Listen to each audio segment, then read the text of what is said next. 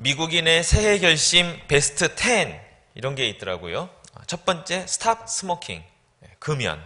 그다음에 좋은 습관 만들기, 그다음에 체중 감량, 또 인생 즐기기, 금주, 체계적으로 살기, 그다음에 새로운 것 배우기, 빚 청산하기, 가족과 더 많은 시간 보내기, 이웃 돕기, 이런 것들이 이렇게 쭉 리스트가 있더라고요. 우리나라랑 별반 큰 차이가 없는 것 같습니다. 미국 사람이나 한국 사람이나 새해가 되면 늘 결심을 하죠. 스포츠 센터에 가면 새해만 되면 사람이 그렇게 많답니다. 한 일주일만 피하면 그다음부터는 좀 한가롭게 운동할 수 있다고 하는데 여러분들은 어떻게 지내고 계시는지 모르겠습니다. 새해 결심 너무나 일반적인 것 같아서 제가 남들은 어떤 새해 결심을 하나 이렇게 보다가 프란치스코 교황의 새해 결심 10을 찾아봤습니다. 첫째, 새해는 험담하지 않겠다. 음식을 남기지 않는다. 다른 사람을 위해 시간을 낸다.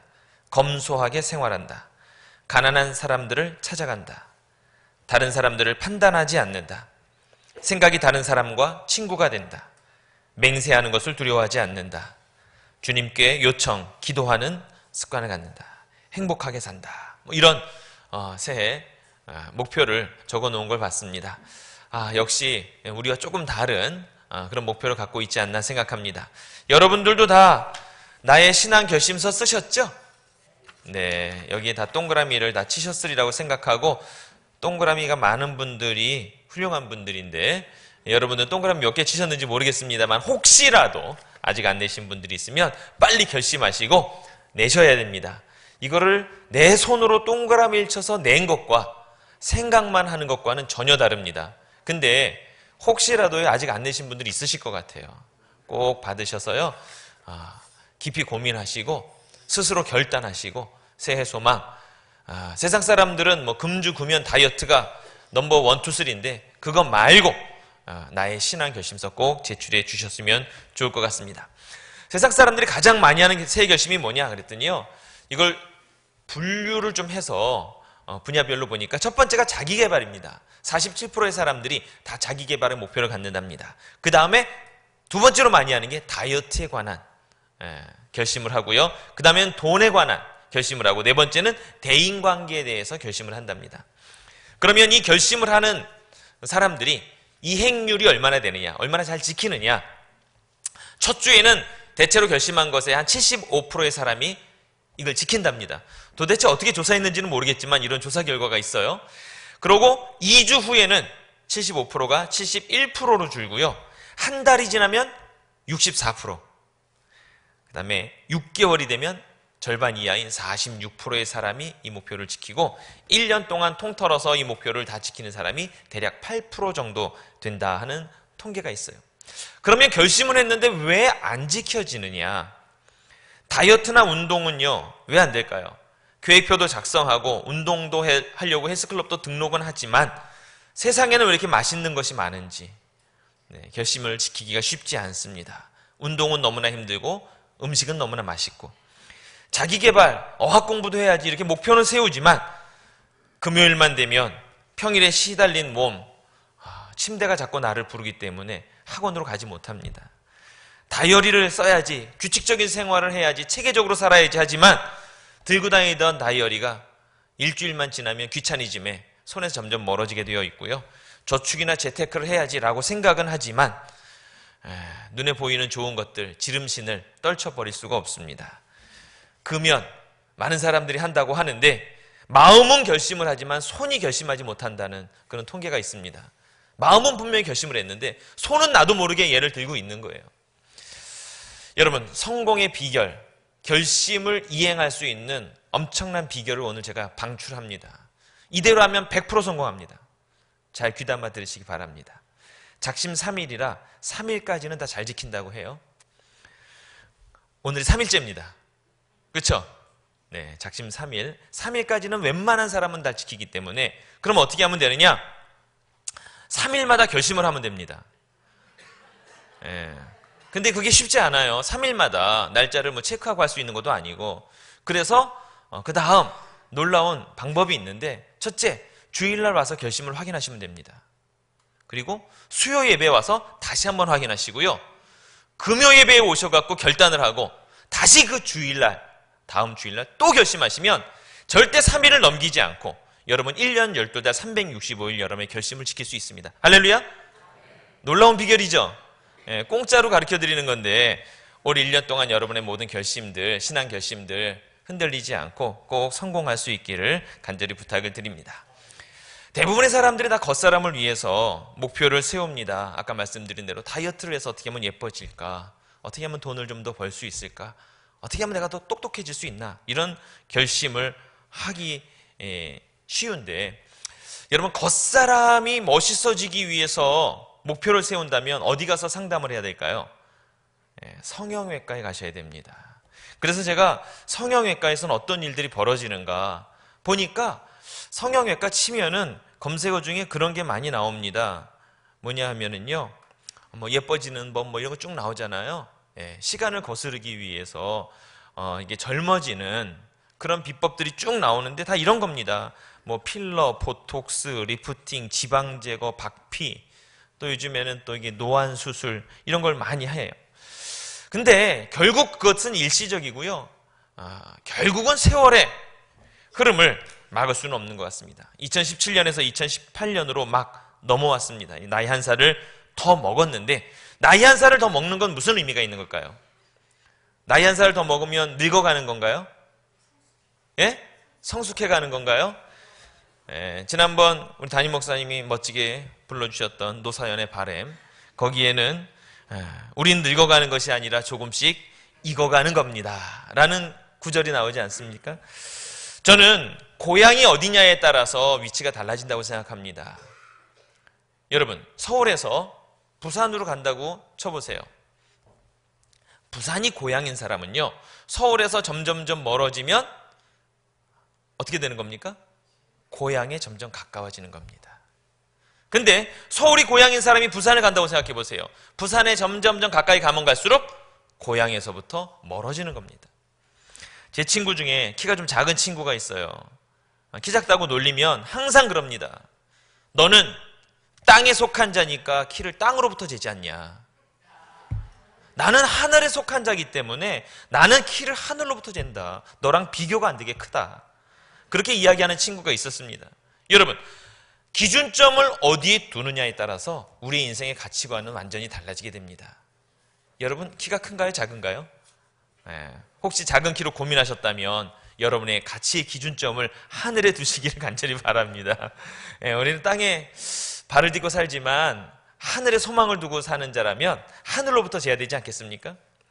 겉사람의 초점을 두면 2017년에서 2018년으로 넘어오면서 우리는 늙어가는 것이 분명 맞습니다. 그러나 우리의 속사람의 중심을 둔다면 우리는 늙어가는 것이 아니라 성숙해지는 것이고 익어가는 것이라고 하는 사실입니다. 그리고 우리의 고향이 어디냐에 따라서 땅에 발을 딛고 살면 우린 고향으로부터 점점 멀어질지 모릅니다. 그러나 하늘에 소망을 두고 사는 사람이라면 우리는 해가 가면 갈수록 우리의 고향에 점점 가까워지고 있다고 하는 사실입니다. 나비가 되려면 애벌레는 어떻게 해야 되나요? 꼬치를 만들고 들어가야 되죠. 여러분 애벌레가 꼬치 속에 들어갔을 때 여러분은 무엇을 생각하십니까? 야, 저 죽어가고 있구나 이렇게 생각하세요? 우리는 그 다음 과정을 알잖아요. 힘들고 어둡고 괴롭겠지만 야 조금 있으면 찬란한 나비가 되겠구나 이런 생각을 합니다. 애벌레가 만약에 난 죽어가고 있어 어떻게 하면 좋아 이제 곧 죽네 이렇게 생각한다면 여러분은 대화는 안 되겠지만요 애벌레랑 걱정하지 마 너는 곧 찬란한 나비가 될 거야 라고 말해주고 싶지 않으십니까? 엄마 뱃속에 있는 태아가 복중에 있습니다. 10달을 채우면 태양을 보겠죠. 그 태아를 보면서 여러분 무엇을 생각합니까? 빨리 10달이 지나갔으면 좋겠다. 이 10달이 지나가서 이 사랑스러운 이 아이가 나의 품에 안기면 얼마나 좋을까 이런 생각을 하지 않겠습니까? 근데 어둡고 힘들지만 이 태아는 그 속에서 무엇을 생각할까 한번 생각해 봅니다. 여러분 날마다 우리가 새롭게 하나님께 나아가는 삶을 살아가야 하지 않겠습니까? 근데 세상 사람들은 이 땅에서 점점 늙어가고 있고 죽어가고 있고 나는 이제 후패해지고 있다라고 생각하지만 우리는 결코 그렇게 생각해서는 안 된다고 하는 사실입니다. 오늘 본문의 말씀에 보면 그러므로 우리가 낙심하지 아니하노니 우리의 겉사람은 낡아지나 우리의 속사람은 날로 새로워지도다.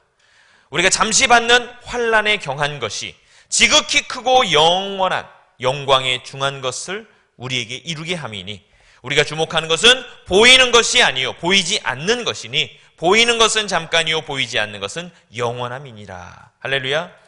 이렇게 말씀하고 있습니다.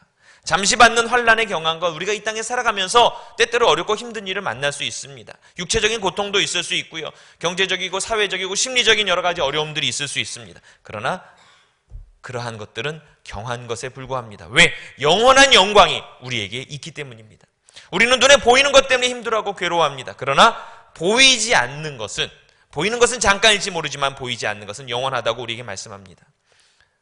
다시 말하면 우리의 겉사람은 잠시의 환난, 우리의 겉사람은 잠깐, 그러나 우리의 속사람은 영원한 영광의 모습이고 우리의 속사람은 영원한 것이라고 하는 것을 우리에게 말씀해 주고 있는 것입니다. 여러분, 겉사람에 해당하는 말씀이 오늘 읽은 본문의 말씀을 조금만 이렇게 거슬러 올라가면 바로 그 위에 또 여러 가지로 표현되고 있습니다. 7절에 보면 우리가 이 보배를 질그릇에 가졌으니 이는 심히 큰 능력은 하나님께 있고 우리에게 있지 아니함을 알게 하려 함이라. 우리의 능력은 하나님 앞에 참 부족하고 보잘것없는 질그릇 같은 존재라고 우리를 표현해 주시고 있고요. 10절에 보면 우리가 항상 예수의 죽음을 몸에 짊어짐은 예수의 생명이 또한 우리 몸에 나타내게 하려 함이라. 몸이라고 표현하고 있습니다. 몸, 우리 육체. 11절에는 우리 살아있는 자가 항상 예수를 위하여 죽음에 넘겨짐은 예수의 생명이 또한 우리 죽을 육체에 나타내게 하려 함이라 하며 죽을 육체라고 표현하고 있습니다. 우리의 몸은 후패하나 우리의 몸은 낡아지나 그것은 영원한 것이 아닙니다. 그 안에 예수 그리스도가 질그릇 속에 보배가 담겨질 때 그 속에 영광에 중한 것이 나타날 것이고 영원히 우리 가운데 생명으로 존재하게 된다는 것을 우리에게 말씀해 주시고 있습니다. 우리의 속사람은 다릅니다. 고린도후서에 보면 5장 17절에 우리의 속사람에 대해서 이렇게 설명합니다. 그런즉 누구든지 그리스도 안에 있으면 새로운 피조물이라. 이전 것은 지나갔으니 보라 새 것이 되었도다. 골로새서 3장 10절에는 새 사람을 입었으니 이는 자기를 창조하신 이의 형상을 따라 지식에까지 새롭게 하심을 입은 자니라 하면서 새 사람이라고 말씀하셨고 새로운 피조물이라고 말씀하셨습니다. 이것이 예수 그리스도를 보배로 질그릇에 담은 사람들의 새로운 모습이라고 말씀해 주시고 있는 것입니다. 그렇다면 우리가 정말 새로워지는 방법은 무엇이 있을까요? 날마다 새로워진다고 분명히 말씀해 주셨는데 우리의 속사람이 새로워지는 방법이 과연 무엇일까 고민하며 저는 호세아 말씀을 떠올렸습니다. 호세아 10장 12절에 이렇게 말씀합니다. 너희가 자기를 위하여 공의를 심고 인애를 거두라. 너희 묵은 땅을 기경하라. 지금이 곧 여호와를 찾을 때니 마침내 여호와께서 오사 공의를 비처럼 너희에게 내리시리라. 우리에게 말씀하신 것은 묵은 땅을 기경하라는 말씀입니다. 여러분, 묵은 땅이 무엇일까? 사전적인 의미는 이런 것입니다. 오랫동안 사용하지 않아서 잡풀만 무성한 땅, 또는 오랫동안 같은 작물을 계속 재배해서 그 작물에 필요한 양분이 다 빠져 없어지고 지력이 떨어진 땅. 세 번째는 갈아엎지 않고 계속 놔둬서 이게 딱딱하게 굳어서 뿌리를 내리기 힘든 그러한 땅. 이 땅을 우리에게 비추어 본다면 이런 모습이 아닐까 생각합니다. 첫째는 크리스찬이라고 말은 하지만 주님을 위해서 봉사와 헌신을 한 적이 없는 사람, 단 한 명에게도 복음을 전해보지 못한 사람, 노골적으로 희생적인 신앙생활을 한 적이 없는 사람, 이런 사람이 묵은 땅이 아닐까요? 또는 한 가지 일만 너무 오래 해서 자기만의 방식으로 고착되어 갖고 보다 나은 의견과 변화에 적응하지 못하고 자기 주장으로 일관하는 사람, 이게 묵은 땅을 가진 사람이라고 생각합니다. 타인의 의견을 수용하지 못하고 협력과 조화를 이루지 못하고 이기적이고 고집불통으로 찔러 피 한 방울도 안 나온다는 표현을 듣는 그런 사람들, 이런 사람들이 묵은 땅이라 표현할 수 있을 것입니다. 혹 이 말씀을 들으면서 나의 모습도 여기에 속하는데 라고 생각하는 분이 있다면 새해를 맞아 우리의 속사람이 새로워지도록 여러분의 묵은 땅을 기경할 수 있기를 간절히 축복합니다. 지난날에 죄악되고 패역한 삶을 청산하고 하나님을 찾으며 영적으로 적극적인 개혁의 자세를 취하는 것이 이 새해 아침에 우리가 꼭 가져야 할 자세일 것입니다. 제가 어렸을 때 어머니를 따라서 솜틀집에 간 적이 있습니다. 제가 혹시나 해서 조금 전에 목회실에서 신기도 목사님께 솜틀집을 아냐 물어봤더니 역시나 모르시더군요. 대부분 다 아시죠? 솜틀집. 제가 어렸을 때 동네마다 다 있었던 것으로 기억을 합니다. 하얀 먼지가 풀풀 날리는 풍경. 마스크 쓴 아저씨가 온몸에 하얀 걸 붙이고 눈사람처럼 그러면서 무엇인가 큰 기계 소리 콕콕콕콕 하는 소리와 함께 뿌연 먼지 속에서 항상 구름 같은 걸 만들어내던 그런 풍경이 지금도 머릿속에 떠오릅니다. 여러분, 아무리 따뜻한 솜잎을도요 오래 사용하다 보면 눌려서 얇아지고 희한하게 두께는 얇아지는데 무게는 점점 무거워집니다. 근데 무겁기는 한데 따뜻하진 않아요. 놀랍죠? 그럼 어떻게 됩니까? 가볍고 따뜻한 이불을 만들려면 다 호청을 뜯어갖고 솜을 풀러서 솜틀집에 가져가야 됩니다. 솜틀집에 가져가면 어떻게 됩니까? 다 호청 뜯고 솜을 꺼내서 막 갈기갈기 찢어서 기계 속에 넣으면 기계가 뭔지는 모르지만 그 안에 날카로운 것들이요 이 솜을 날카로운 날들로 이렇게 다 이렇게 찢어가면서 산산이 갈기갈기 찢어냅니다.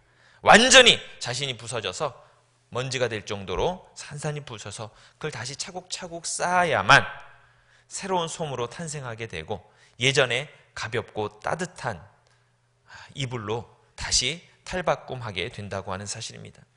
이 모습을 떠올리면서 철저한 회개와 갱신 없이는 자신의 부서짐 없이는 결코 새로워질 수 없겠구나 하는 그런 생각을 해봅니다. 모두를 포근히 감쌀 수 있는 따뜻한 사랑의 이불로 재탄생하려면 먼저 자기 자신의 아집과 경험, 교만과 불순종을 솜틀 기계에 넣고 갈갈이 찢어내야 한다고 하는 사실입니다. 이 말씀을 준비하고 있는데 어저께 어떤 목사님과 저녁 식사를 하는데 목사님이 저에게 선물을 주셨어요. 이걸 주셨습니다. 너무 조금해서 안 보이시죠? 명함지갑입니다. 명함지갑. 그래서 이거 뭐 별것도 아닌데 그렇죠? 15,000원짜리래요. 그래서 명함지갑을 이렇게 주시는데 이 명함지갑과 함께 들어있는 이 설명서를 읽고 이걸 왜 주셨는지 알았습니다. 이 설명서에 보면요 몇 단어가 써 있습니다. 커팅, 클리닝, 드라잉, 아이어닝. 그 다음 단어는 잘 모르겠네요. 왁싱. 이런 단어들이 있는데 무엇인가 하면요 이 가죽 지갑이요 원래는 자동차의 시트입니다. 폐차된 자동차의 시트, 가죽 시트 많잖아요. 그 시트를 폐차장에서 뜯어와서 이 가죽을 다 이렇게 뜯어서 그것을 클리닝하고 그 다음에 그것을 잘 펴고 거기다가 재단을 하고 꼬매고 다 하고 왁싱까지 해서 이렇게 완전히 새로운 제품으로 재탄생하게 된 겁니다. 이게 뭐 어쩌면 10년을 탔을 수도 있고요. 몇 년을 탔을 수도 있는 그 자동차의 시트라고 생각하니까 상상이 안 돼요. 너무나 깔끔하고 완전히 새 것 같습니다. 어쩌면 후패한 낡은 쓰레기 같은 그런 모습일지 모르지만 정성스럽게 리사이클링을 해서 새로운 존재로 태어난 이것을 보면서 내가 오늘 말씀을 준비하고 있는 내용과 어쩜 이렇게 일치하고 있는가 하는 그런 생각을 해봤습니다. 설명서를 읽어보니까 여기는 리사이클링이라는 말을 안 쓰더라고요. 리사이클링은 뭐 이렇게 순환되고 재사용되는 거 아니겠습니까? 근데 여기는 업사이클링이래요. 요즘 새로운 신조어입니다.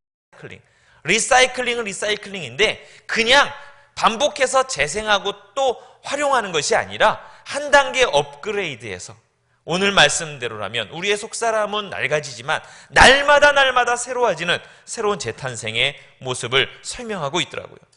그러면서 continue, 여기 단어가 그렇게 쓰여 있어요. 저도 어저께 이것 때문에요, 설교가 풍성해졌어요. continue는요 보통 C-O-N-T-I-N-U-E 이렇게 쓰거든요. 근데 말장난인데 continue의 new가 N-U-E가 아니라 N-E-W를 쓸 거예요. continue, 지속되지만 더 새로워진 거죠. 어쩌면 저의 말씀을 위해서 이 목사님이 저에게 이것을 계시를 받으시고 선물을 주신 게 아닌가 하는 그런 생각을 합니다. 제가 어렸을 때 어머님이 뜨개질로 옷을 많이 해주셨어요. 지금은 손으로 뜬 옷이면 백화점에서요 어마어마한 고가로 팔립니다. 깜짝 놀랐습니다. 예전에는 근데 가난한 사람이 떠서 입었어요. 그렇죠? 예. 그래서 저희 집에 보면 뭐 손으로 뜨셔가지고 해주는 옷이 뭐 한두 개가 아닌데 겨울이 되면 코트도 떠주셨거든요. 코트도. 근데 이제 문제는 뭐냐면 저는 셋째 아들이라는 사실이에요. 그 얘기만 듣고도 웃으십니까? 문제는 저는 셋째 아들이에요. 네. 그러니까 가끔은 부모님께 투정을 부립니다. 형이 입던 거 둘째 형이 입고, 둘째 형이 입던 거 제가 입고, 계속 3년 터울이니까요 딱 좋아요. 입다가 크면 아래서 물려있고, 또 입다가 크면 아래서 물려있고. 그래서 투정을 부리면 그것을 풀러서 다시 떠주십니다. 그쵸? 실은 재사용하는 거예요. 여러분, 저는 그걸 그냥 다시 짜면 되는 줄 알았는데 풀러서 그냥 바로 짜지 못하더라고요. 왜요? 풀르면 걔는 라면이 되어 있기 때문에 절대 그냥 못하니까, 제 기억에는 그런 것 같아요. 겨울에 주로 뜨개질을 하시니까 겨울에 난로에다가 물을 끓여서 냄비 위에 이렇게 실을 천천히 지나가면 이게 싹 펴집니다. 그렇죠? 뜨거운 증기를 쐬면, 그렇죠? 꼬불꼬불 라면이 순식간에 스트레이트 파마를 쫙 하고 실이 펴지는 것을 보았습니다. 이렇게 뜨거움을 겪고 나야 얘가 새로운 존재로 재탄생할 수 있구나. 여기까지 도는데 사실은 그 다음에 더 큰 문제가 있긴 한데요. 왜냐하면 키가 조금 크다가 보면 옛날 옷을 풀러서 짜면 분명히 옛날에는 무릎까지 왔는데 키 큰 다음에 그 옷을 풀러갖고 다시 짜면 그게 허리까지밖에 안 와요. 그럼 항상 허리부터는 다른 색으로 떠가지고 입었던 생각이 나는데, 자, 어쨌든 이 모든 과정을 생각해 보면서 새로운 존재로 탄생하기 위해서는, 날마다 새로워지기 위해서는 자신을 버려야 하는 용기가 필요하다는 것을 깨닫게 되었습니다. 날마다 새로워진다는 것은 과연 무엇인가? 그리고 오늘 나의 모습은 과연 어떠한가? 새로워진다고 해서 이전에 없던 것이 되는 게 아니라는 사실을 다시 한번 생각해 봅니다. 솜틀집에 들어간 솜, 원래의 모습으로 돌아가는 겁니다.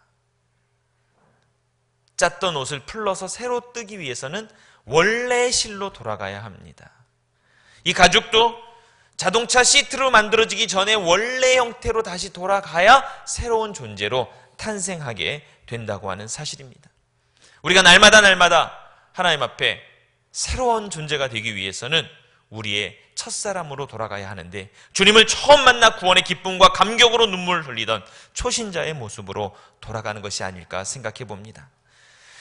성경의 말씀의 지리적 시대적 배경과 원어의 의미를 따지기 앞서서 그냥 말씀을 듣기만 했는데도 잘 이해되지 못하던 그 말씀도 나에게 은혜가 돼서 눈물을 흘리던 그때로 우리가 돌아가야 한다고 하는 사실입니다.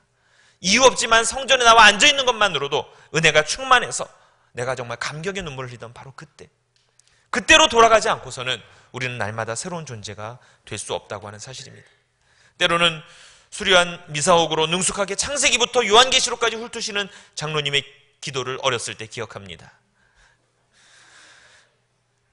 물론 그 기도가 정말 연륜이 있고 너무나 은혜가 될 수도 있지만, 여러분, 새해를 맞이하면서 내가 날마다 새로운 시장으로 돌아가기 위해서는 다른 거 없이 주여 한마디만으로도 주님 앞에 충분했었던 그때를 생각하면서 그때의 신앙의 모습으로 우리가 돌아가야 하지 않을까 하는 그런 생각합니다. 몸이 늙어가듯이 우리의 영도 늙어가서는 안 됩니다. 우리의 영은 늘 주님 앞에서 어린아이와 같은 모습으로, 처음 태어난 신생아와 같은 모습으로 주님 앞에 서야 한다고 하는 사실입니다. 이것이 바로 날마다 새로워지는 영적인 삶인 것입니다. 보는 사람마다 복음을 전하지 않고서는 견딜 수 없었던 복음의 열정이 있었던 그때의 모습. 내가 신앙적인 연륜이 쌓였다고 해서 교회 안에서 내가 혹시라도 많은 이들 앞에 인사도 받고 존경도 받지만 세상에 나가서 복음 한마디 전하지 못한다면 나 자신을 돌아보아야 합니다. 내가 만나는 사람이 누구든 그에게 복음을 전하고 싶은 열정이 내 속에 살아있었던 그때의 모습으로 돌아가야 합니다. 올해의 첫 시작으로 다시 처음으로 돌아가는 결단이 있기를 간절히 바랍니다. 여러분의 첫 모습으로 날마다 새로워지는 모습으로 돌아갈 수 있기를 간절히 바랍니다. 주일 예배를 드리면 새로워지고 수요 예배에 나오면 더 새로워지고 금요 심야 기도에 나와서 더 새로워지고 주일 예배에 나와서 새로워지고 이 새로움이 너무너무 감격스러워서 매일매일 새벽마다 나와서 새로워지는 역사가 여러분의 있기를 간절히 축원합니다.